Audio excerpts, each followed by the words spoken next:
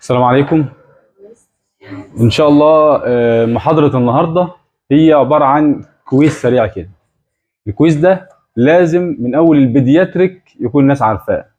يعني ما ينفعش 38 سنة وبنتها في ثالثة ثانوي أو ثانية ثانوي يكون عندي مثلا امبارح أول امبارح والاتنين مزد، واحدة 38 سنة وخلفت مرة واتنين وجاية بنتها في ثالثه ثانوي ومزد من بيدياتريك اول مره تشخص، وبنتها اللي في ثالثه ثانوي مزد من بيدياتريك. وصلت لدرجه ان الام لما عرفت عندها ايه كونجينيتال وقالت لي طب بنتي بقى بتشتكي من كذا كذا، وعرفت ان بنتها عندها ايه كونجينيتال نسيت نفسها وقعدت تقول لي طب انا كشفت ياما كشفت على اطفال، انا كل شهرين ثلاثه جاي لها دور برد ودور عدوى في صدرها ومش عارف ايه، ما حدش منهم طلب فحص قلب مره او حد شك.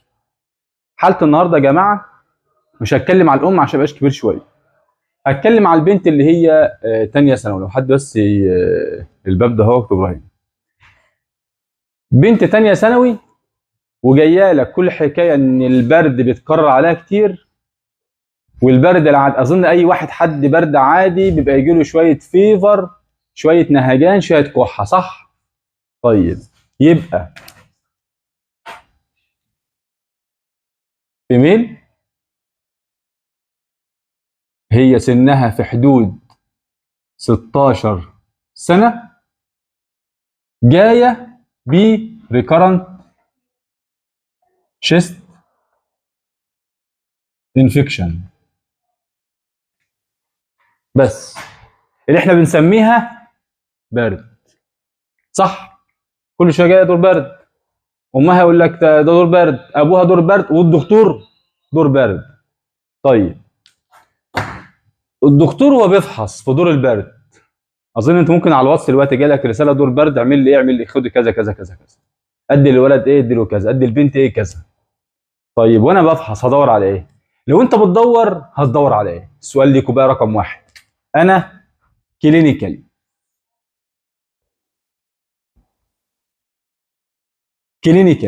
انا هدور على ايه قبل الانفستيجيشن؟ قلبي ولا جنرال؟ انت راجل دلوقتي بتاع بي كيو وبيدياتريك، هتكشف على بنت جايالك اللي بيسموها سن محير، بنت 13 سنه 14 سنه هنا 16 سنه، والام بتتابع عندك البنت دي من وهي لسه في اللفه، ويا دكتور محمود البنت البرد بتكرر عليها كتير، ايه كلينيكال هتدور عليه؟ يبقى بدأنا اول حاجه ايه؟ اوسكالتيشن. ماشي؟ طيب اوسكالتيشن انت هتسمع ايه اللي يعني you can't diagnose what you not suspect. الحته ديت تأليفي، انت مش هتشخص حاجه انت مش بتفكر فيها. وصلت؟ خلاص، يعني انت مش هتشخص ابيليبسي من ابدومينال بين وانت مش متوقعه. وصلت؟ مش هتشخص نوع من انواع المايجرين في طفله جايه لك ثالثه اعدادي ولا ثانيه اعدادي، مايجرين اللي بيجي لها ممكن عند بعض الناس شكل لاتراليزيشن، هيديك، روفين، هيديك، ساينوسايتس، هيديك، شغال كده. مش هتخش ناحيه مايجرين ومحتاج بروفلاكتيك ثيرابي الا وانت سسبكت. خلاص؟ مش هتشخص هنا اللي انت بتدور عليه. انت بتسمع ده القلب اهو، وبره القفص الصدري.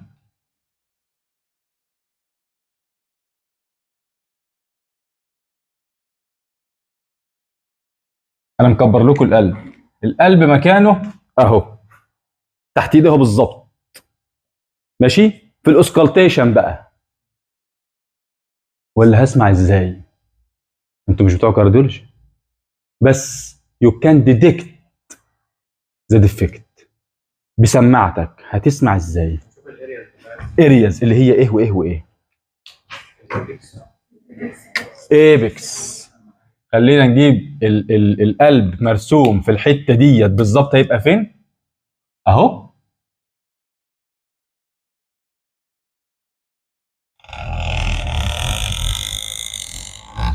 اهو ماشي. يبقى انا جاي على الايبكس. بسمع ايه تاني؟ بالمونري فين واورطه فين؟ طيب الليفت اللي هي طلعت الاورطه فين؟ اهي طالعه من القلب اهي، صح؟ اهو. يبقى دي الايه؟ اورتيك اريا. البلمونري طالع، خلاص. يبقى هنا ايه؟ بالمونري. ترايكاسبيد، انا عندي الرايت سايد اهو، الترايكاسبيد فالف اهو اهو، ماشي. يبقى اسمعوا فين؟ هنا. ليفت لور باراسترنال هنا. طيب اللي تحت البلمونري اريا حاجه اسمها ايربس ساين او ايربس بليس. دي هي الكي بوينت عندنا النهارده. ده هي الكي بوينت عندنا النهارده. السايد البليس ده اهو، ماشي. ليفت، ده ليفت، خلاص. ده الكي بوينت بتاعنا النهارده. ليه بقى؟ انا بدور وانا بسمع بالسماعه، انت بتسمع هارت ساوند وريسبيراتوري ساوند. دلوقتي انت مركز على الهارت ساوند. هو الهارت ساوند يا جماعه في البنت ده اهي، في البنت ده اهي، انا وانا بسمع بالسماعه سمعت حاجه، لو انت بتركز بالظبط هتعرفها، اسمها سبليتد اس 2. انا بقول لكم انا شخصتها ازاي. بس ده على حاجه سبيسيفيك قوي يا باشا خد مني واحده واحده. خد، انا بقول لك، انا مش بقول لك اعمل لها انت ايكو، انا بقول لك انت هتسمع ايه، وعندها ما يبقاش انت اللي اتقال عليك ما انا ياما كشفت على اطفال، ما يبقاش انت من دول. هو اي حاله بتجيلي ريفرنس عشان بعملها ايه بصراحه. عايزك بقى امتى تفرق بين برونكايتس، برونكال ازمه، ازماتيك برونكايتس، ماشي، كل دول اطفال، ماشي، او ريكارنت انفكشن بتاع كونجينيتال هارت ديزيز، بتاع ديفكت موجود، بتاع بي دي اي، بتاع كذا بتاع كذا. ما انت مش هيبقى كله، يعني انت دلوقتي الايكو بتاعك لو انا سسبكت يور فيدباك اوف يور ايكو ريبورت، ماشي، هتلاقي 90% من الايكو اللي راجع لك نورمال. امتى تطلب ايكو وانت 60% من الايكو اللي انت طلبته في حاجه؟ لو سمعت بقى حاجه بالسماعه انت سمعت ايه بقى؟ احنا بندور بقى. انا والبنت دي بحط عليها السماعه، البنت دي احنا عارفين الاي سي جي وعارفين الساينس وعارفين الساينس تاكي، اظن احنا وصلنا للمرحله دي، ماشي. البنت دي ساينس تاكي شويه، يعني ريجولار ماشيه منتظمه،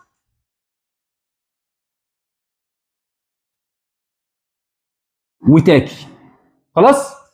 وعلى الاريا ده اهي انت سمعت سبليتد اس 2. طيب ما تيجي اكننا بنشرح لسنه رابعه طب وخمسه طب من البيس خالص، هو ايه الاس 1 وايه الاس 2 وايه السبليتد اس 2، خلاص. ايه لسه هنشوف. انت من ضمن الحاجات اللي هنجيب اسباب اثبات اس 2 ان انت تبقى عارف يعني ايه اس 1 واس 2، صح؟ طيب الاس 1 يا جماعه، الاس 1 كصوت، مش انا بسمع بالقلب، بسمع لبضب لبضب، ماشي. الاس 1 صوت ايه؟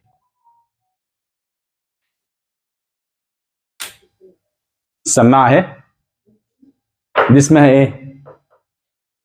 دايفرام. بالمناسبه يا جماعه ما ينفعش حد منكم يبقى عنده سماعه اي كلام، ما ينفعش منكم حد نازل الاستقبال ويقول لها يا مس اي سماعه عندك، لان دي اللي بيجيب كل حاجه. دي مع ايدك اللي بيجيب كل حاجه. الديافرام ده انت سمعت لبضب اس 1. لب ده هو صوت ايه؟ طب تيجي نرجع كمان شويه للكاردياك سايكل. بس خالص اهو. ادي القلب. القلب هنا مش المفروض لو انا رسمت ك ليفت سايد ورايت سايد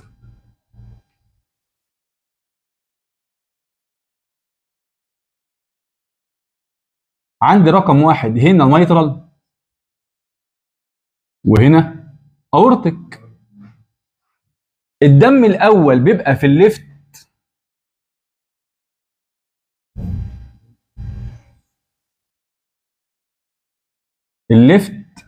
اتريوم، ينزل الليفت فينتركل. ماشي عن طريق البريشر ديفرنس. هو نازل اول بالليفت اتريوم للليفت فينتركل بالجرافيتي، وبعد كده الليفت اتريوم يعمل كونتراكشن بطريقه معينه اسمها اتريال كيك، يقوم منزل كل الدم اللي فيه، عاصر نفسه ونزل الليفت فينتركل. اول ما يخلص اول حته دي يقوم الليفت فينتركل دخل في جزء اسمه انه بيهيئ نفسه ان يضخ فين؟ في الاورطه. هو خد الدم اثناء الدايستوليك فيز، عمال ايه؟ ياخد وفجاه بيهيئ نفسه ان هو ايه؟ هيضخ اهو. اثناء التهيئه دي الضغط جوه الليفت فينتركل بيزيد يزيد يزيد يزيد يزيد لان هيضخ اهو. اثناء الزياده دي بيقوم ناتش الميترال، يقوم قافله. ميترال فالف بيفتح من فوق لتحت ولا من تحت لفوق؟ من فوق لتحت. ماشي؟ طيب هو اسمه فالف ليه؟ الفالف هو صمام يسمح بمرور الدم في اتجاه واحد. الميترال بيفتح من فوق لتحت. طب الاورطه بيفتح من ايه؟ من تحت لفوق. خلاص؟ ليه؟ لان الميترال هو هيسمح ان الدم ينزل من الليفت اتريوم للليفت فينتركل، ولما الليفت فينتركل يتهيأ انه يضخ يوم هو ايه؟ قافل. طيب لو ده وهو بيقفل قام عمل كده، اسمه ايه؟ ريجيرش. وهو بيقفل قام عمل كده، ريجيرش. ده ليه صوت هنجيله. خلاص؟ طيب لو هو بيفتح قام عمل كده، ستينوزس. طيب النورمال بقى هو فتح وقام الليفت فينتركل جاي يضخ قام ايه؟ قافله. ونفس اللي حصل في الليفت حصل فين؟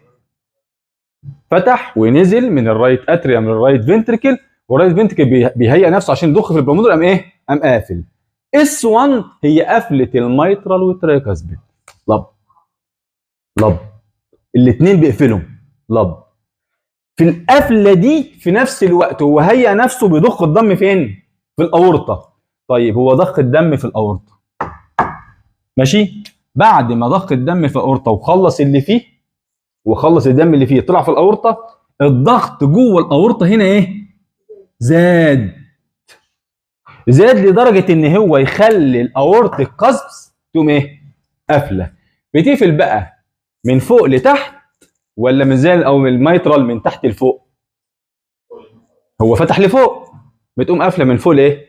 اورطه القصبس ديت، القصبات ديت بتتملى دم الاول وتقوم ايه؟ قافله.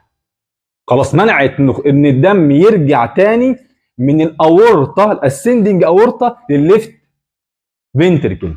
طب لو هي بتقفل قامت عامله كده، ريجيرش. لو هي بتفتح قامت فاتحه كده، اورتيك ستينوزس.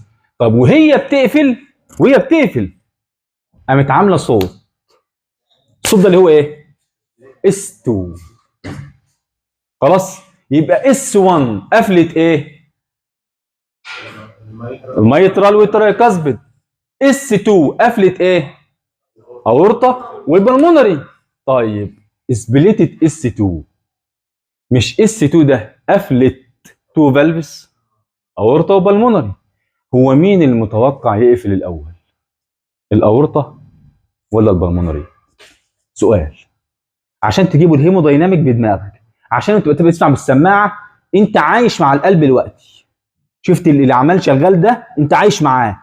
مين المتوقع في الهيمودايناميك والكاردياك سايكل ان ايه في الاول، الاورطه ولا البلمونري؟ اورطه. ليه؟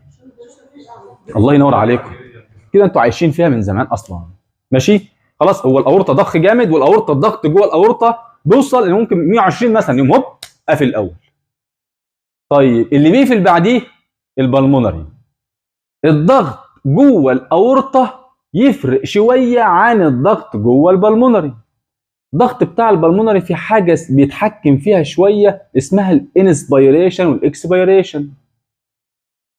الانترا ثوراسيك بريشر، انا خدت نفس غير ما ايه طلعت نفس، فخدت نفس وطلعت نفس بيعمل انكريز نيجاتيف انترا ثوراسيك بريشر، ساعات يقوم مزود الفينوس ريتيرن، يخلي القفله البلمونري تتاخر ايه سنه. طلعت النفس يقوم يخلي القفله البلمونري تقرب من الاورطه ايه سنه. وصلت؟ بس انت ما انتش واخد بالك من الايه، من السبليتد اس 2. انت بتسمع اللي ممكن تسمعه ويبقى نورمال هي سبليتد اس 1، هي سبليتد اس 1. لب لب لب لب لب لب لب لب لب. انت سامع سبليتد اس 1 ده اللي بيسمع على طول، يسمع اللب ديت ممكن سبليتد شويه يبقى مسموحه، انما بتسمع لب طب لب طب لب طب لب طب لب طب لب طب، اتنين نازلين اهم، لب طب لب طب لب طب، انت بتسمع اتنين نازلين، سمعت الاتنين دول يبقى سبليتد اس 2. مش هقول لك بقى فيكس سبليتد واشرحها لك دلوقتي، ولا ريفرس فيكس سبليتد واشرحها لك دلوقتي، ولا سيبك من دول، انت سمعت سبليت اس 2. يعني قفله البلمونري اتاخرت لدرجه ان انت ديتكت ات. البلمونري يا دكتور حسام بتاخر امتى؟ هيمودايناميك. تفكير. البنت دي انا سمعت عليها سبليتد اس 2، ايه اللي خلى البلمونري يتاخر؟ شوف يا جماعه، انت بتجيب هيستوري من غير ما البنت تتكلم ولا امها تتكلم، انت مع سماعتك مع قلبها. اتكلموا بقى، قولوا ايه اللي خلى البلمونري يتاخر في قفلته ان يبقى سبليتد اس 2. القلب اهو، ضغط فيه زاد، هذا القلب. طيب لو انا جيت هنا، المفروض كطبيعي الليفت سايد يبقى اكبر ولا الرايت سايد؟ ليفت سايد كضغط ازيد والكلام ده كله. ماشي. طيب لو انا جيت كل واحد يشتغل شيلته، انا في شغلي بشتغل شيلتي واقبض قبضي، وانت بتشتغل شيلتك، والدكتوره بتشتغل شيلتها وتقبض قبضها، صح؟ لما يجي واحد من دول يشتغل شيلته ويشيلت صاحبه، يبقى هيضطر ان انا مهيأ كرايت سايد ان انا الضغط جوايا اصلا يبقى ايه؟ قليل. قام الليفت سايد قام مميل عليه، هيميل عليه بكذا حاجه، من ضمنهم اي اس دي. اي اس دي يشخص مش بمرمر، يشخص رقم واحد بسبليتد اس 2. بس الاس دي بناين يعني. ايه؟ الاس دي اعتقد بناين يعني. لا لا لا لا لا لا لا، تعالى احنا لسه مع بعض اهو.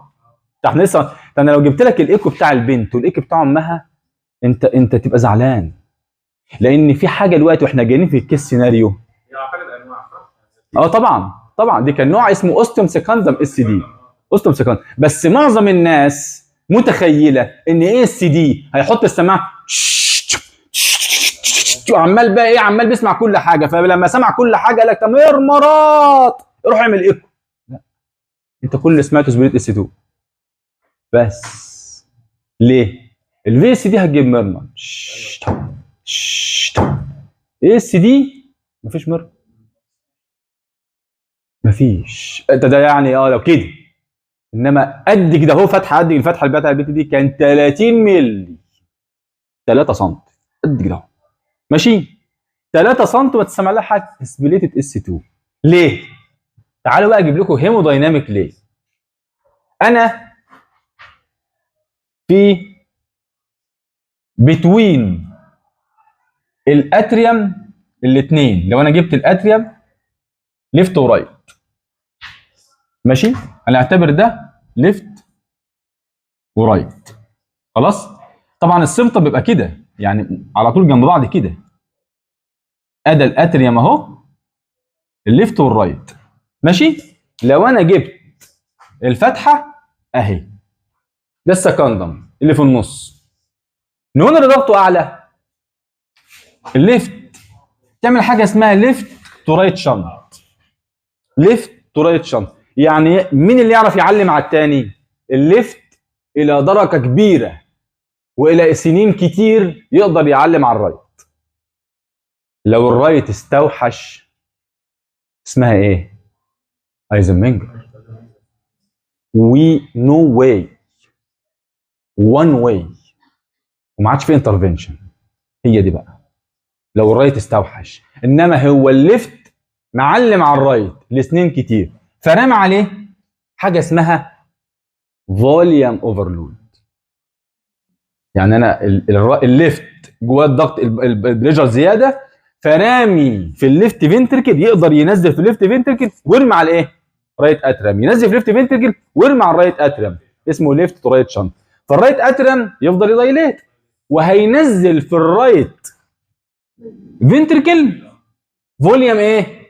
زياده، فيتاخر ان هو يضخ فين؟ في البلمونري، فعمل لك السبريت اس 2. شفت الكيس سيناريو؟ طيب دي عملت ليه ريكارنت شيست انفكشن؟ هايبريميك كونجستد على طول، ارض مرويه. هي ارض مرويه مش تتبدر في اي وقت تقوم مخدره.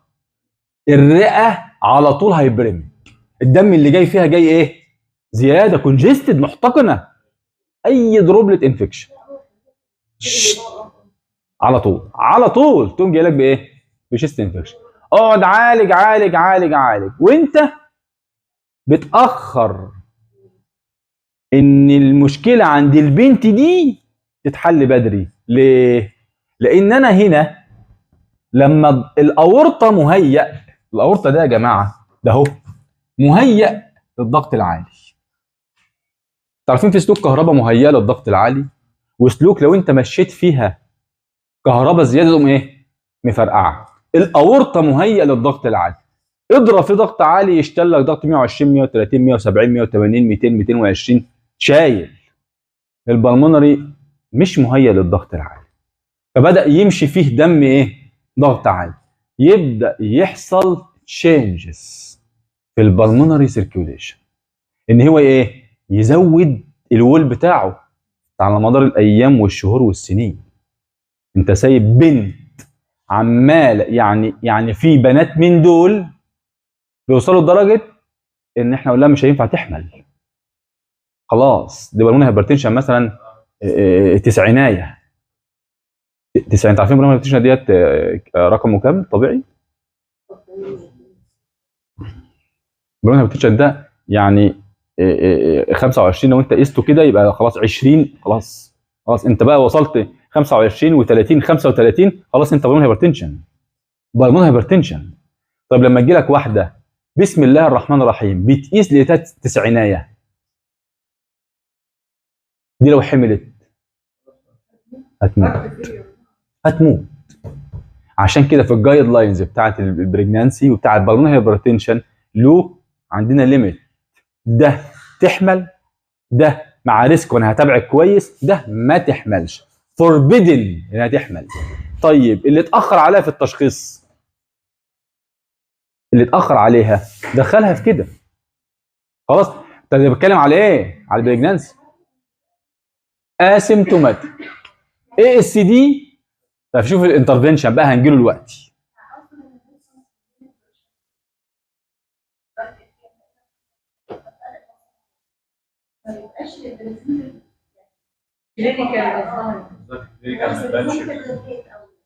انت بتتكلمي على الاتريوم، لا والفنتريكل فرق قد ايه؟ الفنتركل اي اس دي، ما هو الاي اس دي رامي على فين؟ هو انا شرحت ليه الكاردياك سايكل من شويه؟ لا لا، الليفت الليفت اتريم رمى على الرايت اتريم، والرايت اتريم فتح لك على ايه؟ على الرايت فنتركل. خلاص انت وصلت دلوقتي ان الرايت فنتركل الضغط فيه بيزيد كتير، مش على قد الرايت اتريم بس، الضغط فيه بيزيد كتير لدرجه ان ممكن الشنط يبقى ريفرسد شنط. يعني وصل في يوم من الايام ان الرايت فنتركل الضغط فيه زاد فوق الليفت فنتركل، فاهمه؟ يعني هو زاد فوق الليفت فنتركل فعمل ريفرسد شنط، ان الشنط بقت من الرايت اتريم لايه؟ ساعتها بقى بيجي لك سيانوزس، ده خلاص اللي هو يعني انت مش بتقول لها بقى تحمل ولا ما تحملش، انت تقول لها هتعيش ولا مش هتعيش. اي حاجه بقى الواحد يلاقيها في الايكو اي اس دي عندك كارديولوجي بقى اكتر. ايوه ليه بقى؟ سبليتد اس 2 ده رقم واحد. اي اس دي، اي اس دي عندنا اشهر نوع اوستيوم سكندم، ان انا السبتم من النص بتوين الاتريوم اهو، ادي الاتريوم،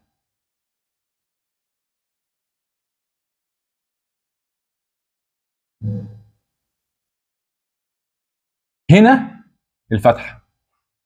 خلاص الفتحه اللي عندي هنا ده اهي، ده اشهر حاجه اوستيوم سكندم في النص، لا بريمم بقى ولا ساينس فينوزا، دي اللي في النص اكتر حاجه.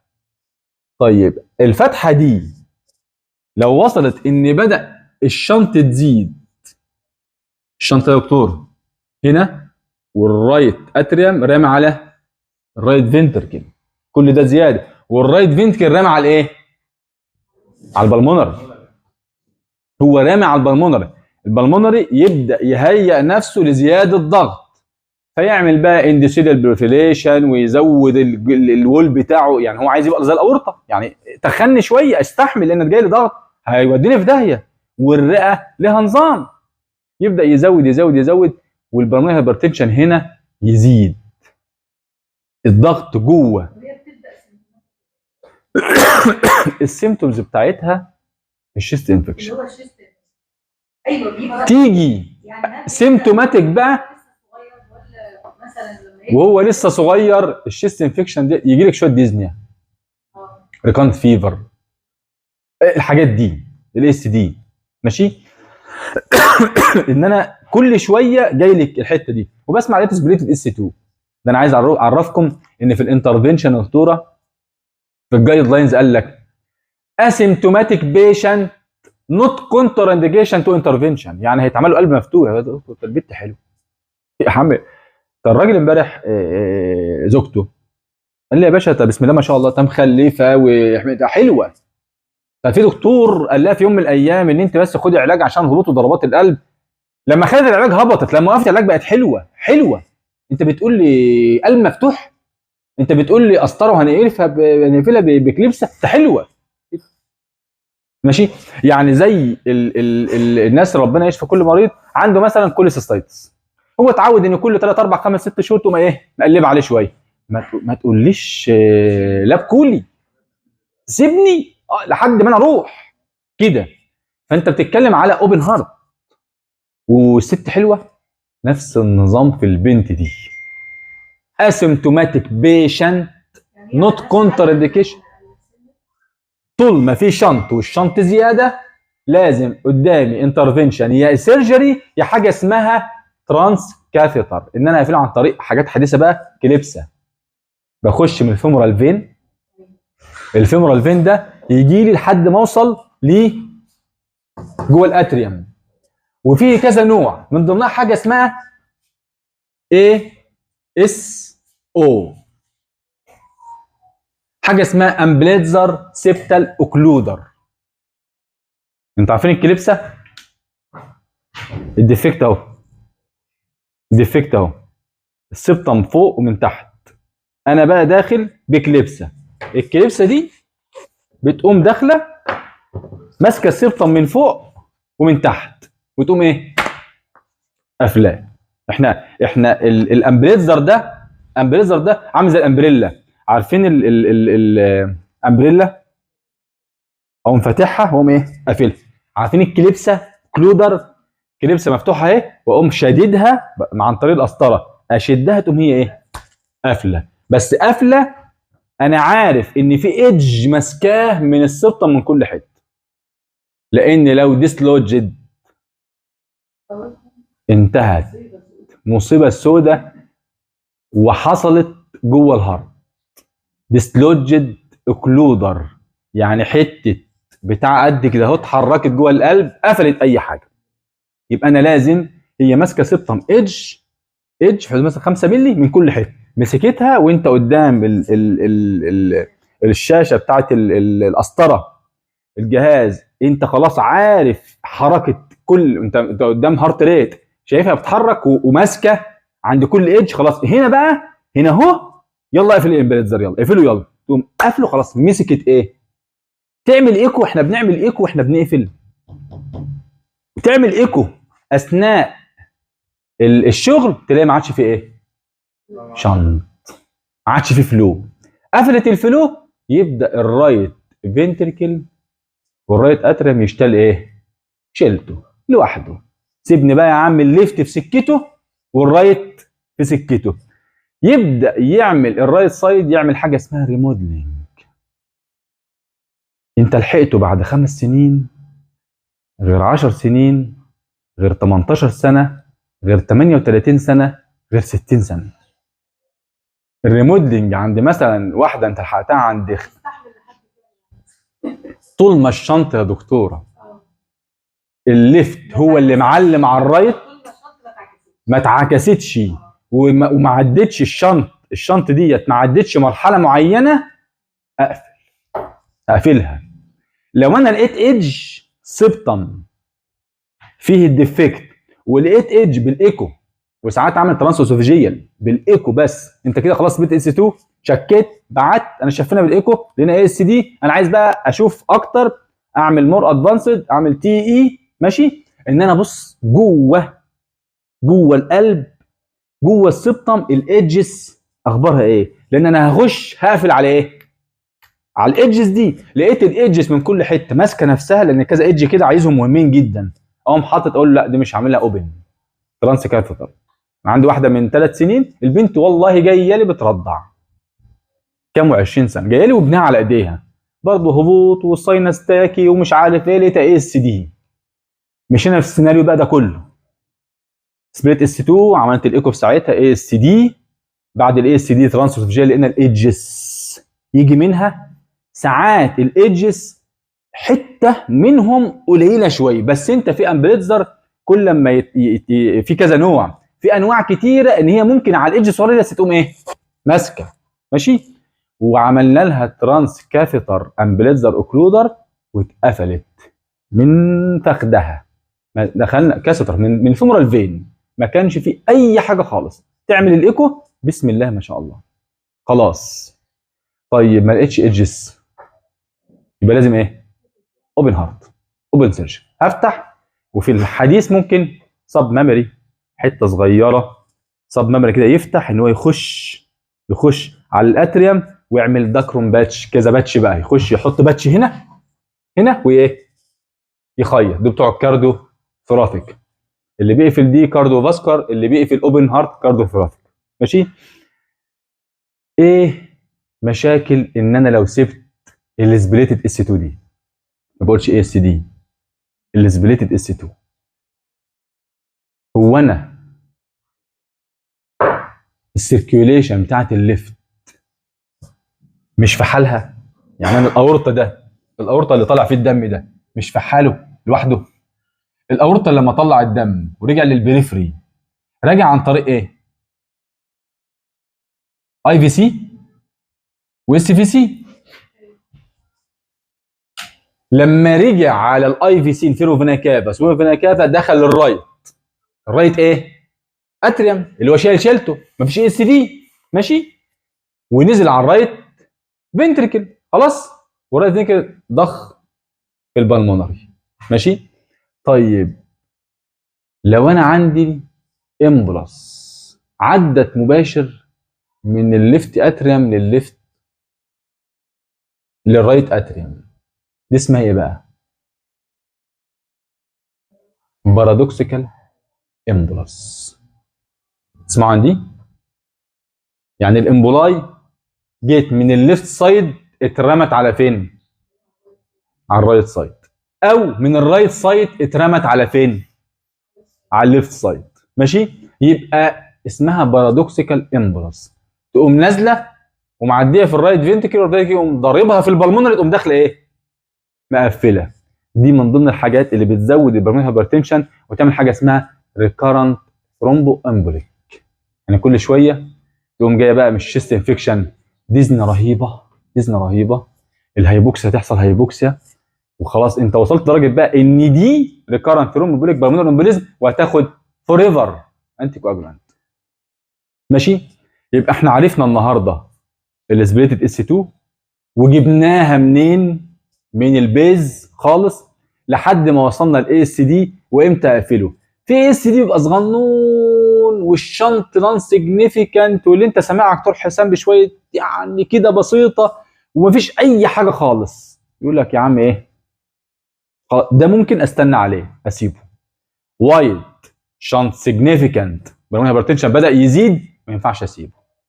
طيب ايه الفرق بين ان انا فتحت او عملت بالاوكلودر؟ فتحت يعني قطعت انسجه، وانا مش بفتح حتى، سيبك من الانسجه بتاعه الشيست وول والعظم اللي بكسره وبفتحه والكلام ده كله، انا بفتح اتريم. اتريم والفنتريكل الهارت كله جوه حاجه اسمها سنسيتيوم، انسجام. يعني كل خليه عارفه هتنقبض في الوقت المهم، مش مع بعضه كده، لا، تنقباض الفنتريكل كده تعصر كده لفه معينه، انقباض الاتريم عصره معينه، واثناء الكيك عصره معينه. طب انا فتحت بقى وقطعت الانسجه دي عشان اخش للسبتم، ده من ضمن الحاجات اللي بتاثر في الفانكشن بتاعت الاتريم. زي ما الفنتريكل له فانكشن، الاتريم له فانكشن. اتمنى النهارده نكون وصلنا رساله خدنا منها كذا بوينت كده. لا ما شاء الله بجد. الله يكرمكم، ربنا يبارك فيكم، ربنا يبارك فيكم، والله يكرمك يا دكتور فاطمه، وتحياتي لكم جميعا. مش هندي لك اجازه، احنا هندي لك اجازه الشهر اللي لا ما يهمش، ما يهمش، كنا ابرود. وتحياتي لكم جميعا طبيب القلوب. السلام عليكم.